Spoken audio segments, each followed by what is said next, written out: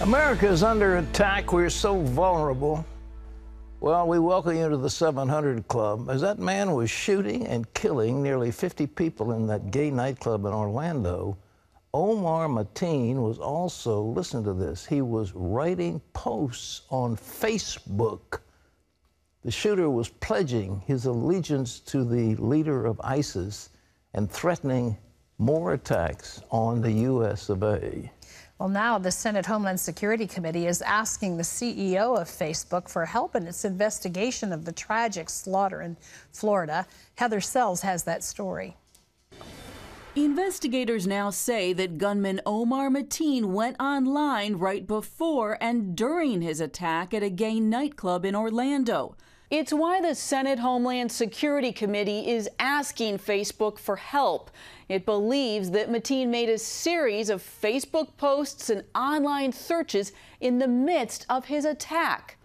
The gunman wrote, "The real Muslims will never accept the filthy ways of the West." He also wrote, "America and Russia must stop bombing the Islamic State."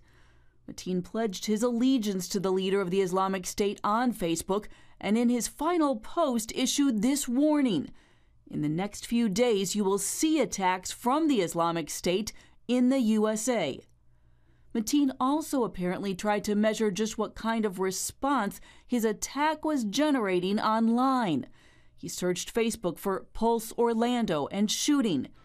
The committee is asking Facebook for a briefing to better understand Mateen's social media activity during his deadly attack. Meanwhile, more stories from those who survived are coming out. Maybe even 30 of us stayed in the stall, and we locked the stall, and there was like a couple of people that got locked out, and they were just begging for their lives, and he just killed them right there too. And the world is hearing Mateen's voice when he was unknowingly caught on camera as a security guard in a 2010 documentary. Good morning. Do you have a badge? In Washington, Democratic senators focused on gun control as the problem after the attack, spending 15 hours on a filibuster until early this morning, calling for legislation to end gun violence. But Donald Trump told a crowd Wednesday that if club goers in Orlando would have been carrying guns, that the death toll might have been lower. However, Trump also says he will soon meet with the NRA to talk about limiting access to guns for those on terrorism watch or no-fly lists. Heather Sells, CBN News. Thanks, Heather. We have with us an expert on ISIS right now and on Islamic terrorism. Former Congressman Pete Hoekstra is here with us. He's the chairman, the former chairman of the House Intelligence Committee, and it's a pleasure to welcome him. Good to see you, Congressman. Thank you for being here. Good to be here. Thank you. Hey, what did you find out about ISIS when you had inside dope about what was going on? What did you learn? Well, remember, ISIS is a more recent creation. During my time in Congress, I left in January of 2011. It was the radical jihadist movement. The figurehead was Al-Qaeda as an organization. But the thing you have to recognize, these groups have so much more in common than what separates them. These are deadly groups. They want to destroy the United States, everything that we stand for. They want us to sell out Israel. It's not about Gitmo and these kinds of things. It's about destroying the West and everything that America stands for. The president steadfastly refuses to identify them as Islamic terrorists. Is that a problem? Of course it's a problem. You have to, if you're going to defeat an enemy, you need to know exactly who they are.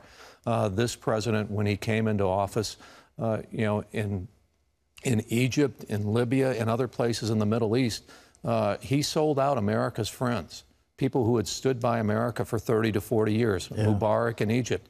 And he allied himself with the Muslim Brotherhood in Egypt to get rid of Mubarak, Muslim Brotherhood affiliated groups in Libya to get rid of Gaddafi. Now, Mubarak and Gaddafi were not perfect people. They were very imperfect.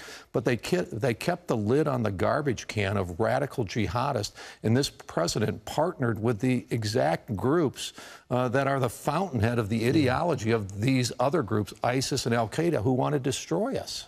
Get into his head. What's causing that? What do you think he's doing? Well, I think I think the best explanation that gives the president the benefit of the doubt is that he believes that many of these problems are a result of America's policies and America's arrogance in the world, and that if we changed our approach to these radical jihadists, they would change their behavior. If we're nice to the Muslim Brotherhood, they would change, and they would, they would treat us better. In reality, what we've seen is that when we engaged with the Muslim Brotherhood and other radical jihadist groups, they saw it as a sign of weakness, and they've taken advantage of it. When we helped them in Libya to get rid of Gaddafi, when Gaddafi was gone, they said, now Gaddafi is gone, now we're going to go after the West, and we're going to drive the Americans out of here as well.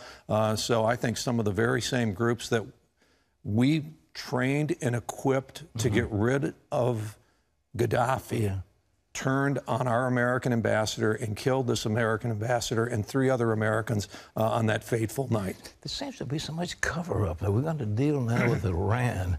This $150 billion that's being used for who knows what. The Iranians are just laughing at us and going right ahead with their centrifuges and building nuclear facilities.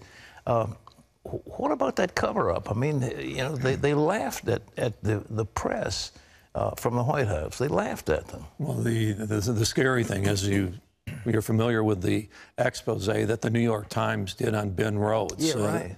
Which not only were the Iranians laughing at us, in some ways you could almost say that the White House was laughing at the American people because they put together this war room, this spin room, and created a whole series of falsehoods about this Iranian deal, that we were dealing with a new regime in Iran that was more moderate. That wasn't true. But, it was all about selling this deal.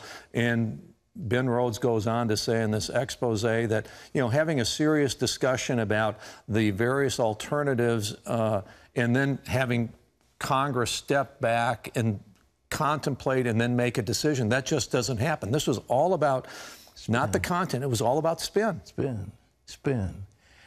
We get hacked now. It looks like freelancers in China and Russia are hacking. They hacked the Democratic playbook about Donald Trump. What do we do about those hackers? Well, it's probably time for the United States. We have the best hackers in the world, all right? Okay. And people talk about the NSA and those kinds of things. I know these people. They are as good, if not better, than anybody else in the world. And what we need to do is we need to recognize that this is a new battlefield. We need to send the word out to state to governments that if you engage in this against the United States, we will retaliate because this is an act of war. And what we need to do for these non-state actors, these individuals or whatever, we need to unleash the power of the NSA to destroy everything that they touch and everything that they do. We need to be on offense to make that happen. How would they do it? They could literally disrupt the plans of these nations, couldn't they, if they wanted to? And this is what you really have to worry about with ISIS. ISIS is getting better in the whole cyber world. One of these days, they may have the opportunity to go into part of the grid and shut down part of the grid. So, you couldn't have a program like this. You'd be off the air. They can go into our financial system potentially and shut down parts of our financial system. This is a huge problem, and we do need to recognize that this is a whole new venue where war in the future is going to be fought. What should America do? It just looks like we're like a helpless giant. It's just incredible. Is it the fault of the president, the government, or is the Congress? I mean, who's at fault here? Well, the Congress needs to re-exert itself into this whole process, and America needs to stand strong again. We need to send the clear message that, when you mess with America, we're going to do everything in our power to, number one, support our values. That, one of the things that I think that you guys cover it extensively is the whole issue of persecuted Christians. Our government, we have been silent. Now our churches have been silent as well, but there's been a genocide going on in the Middle East in the last 5 to 7 years. And finally Congress forced the State Department to recognize this. But just a statement of genocide. Where is the moral leadership from our political leaders that says this is totally unacceptable, what's going on in the Middle East and other parts of the world? And we need to be providing a bridge for persecuted Christians and other religious minorities into the United States. If they can't go anywhere else, they've got to come to the United States. But most importantly, what we need to do is we need to make sure that ISIS can establish a nation state, a caliphate in Iraq and Syria, and we've got to be aggressive. We could arm the Kurds in Iraq, we could arm the Sunni tribes, and we could defeat ISIS, but we've not shown the will to do that. We need to be strong in terms of our morals and the values that we stand for, and we need to send a very clear signal to people that are going to attack us or attack our values, that if you don't change your behavior, we will destroy you. They need to respect us again. I couldn't agree with you more. Are there any amens to that among those who have the leadership in the administration? Haven't seen many. Haven't seen many. No.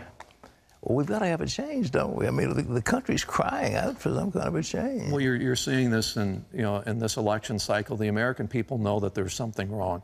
They know that you can't have a southern border where people just cross it indiscriminately. We are a nation of laws, and we need to enforce all of our laws, including immigration. They know that there's a problem with radical jihadist, the Islamic thinking that is out there. And they don't buy the words of our last two presidents that say Islam is a religion of peace. They know that not all Muslims are bad. They know that the vast majority, I've met with lots of, they are good people. But they also, the American people recognize that the attacker in Orlando, the people who are carrying out the genocide in the Middle East, they are doing it in the name of their faith. Yes. And we need to confront that and deal with it. And so they see a political leadership that is talking politically correct on both sides of the aisle. And they're saying, wait a minute, that doesn't match reality. Sure. And so they don't have faith in Washington today that the leaders in Washington can make America, using Donald Trump's words, they don't believe that this leadership will make America great again, so they're asking for a change. Well, Congressman, I appreciate your words. Keep speaking out, because I think there are a lot of people in America who agree with you. Thank you so much for being here. Well, it's good, and you keep speaking out as well. Thank you. God bless you. Thank you. Former head of the House Intelligence Committee, I mean, a brilliant man. We appreciate his voice.